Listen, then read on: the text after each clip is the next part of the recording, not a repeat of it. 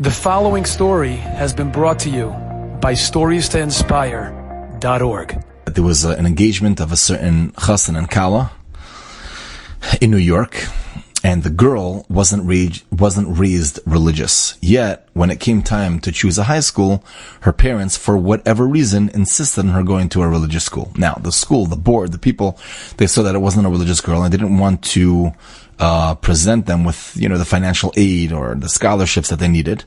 So it was going to be much more challenging for the parents to send this girl to this religious school to get close to HaKadosh Baruch Hu for whatever reason that they wanted.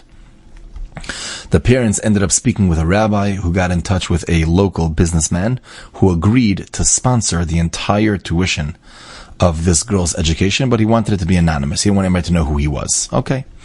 It turned out that this girl ended up going to the school, and she was so impressive. They were so impressed with her, a very impressive student, that after 1 year, the board said, yeah, we're going to take over with the funding, and this is like mamish, unreal.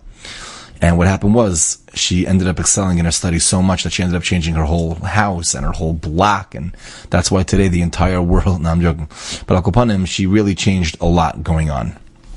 After that, the entire family became religious, and before you know it, or you knew it, she ended up getting engaged to a very serious, caring, chashuva person.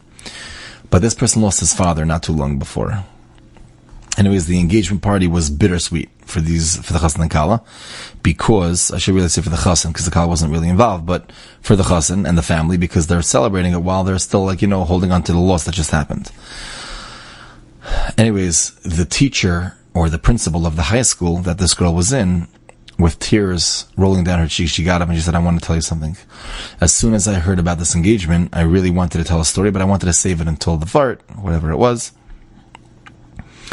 And she said that I have known both sets of parents from the beginning of, from a long time ago, and I actually met both of them the same day. Both sets, the chassan's parents and the kala's parents. And she said that the first day that this kala came to the school, this chassan's father was the local businessman who sponsored his future daughter-in-law's entire, financial story for the school. All the money that she needed, that was this chassan's father who sponsored it.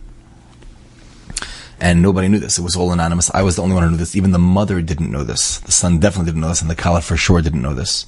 But everybody saw HaKadosh Baruch Hu allowed one mitzvah to lead to another.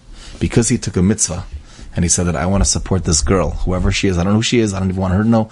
I don't even want my wife to know. I don't want anyone to know. What ended up happening is one mitzvah led to another one, and she ended up becoming very stark. And she ended up changing her whole family, probably changing the teachers, probably changing her fellow students. Ended up getting engaged, changing this man's life, and ended up this and his son. It's an amazing thing how sometimes in life, and so much pleasure comes out from that. So many people are happy and simple. That's the reward that no, that's not the reward. The reward is in the next world. That's untouchable. It's just too much power. But it's one mitzvah that leads to another, to give you more opportunity to get close to HaKadosh Baruch Hu. Enjoyed this story? Come again. Bring a friend. StoriesToInspire.org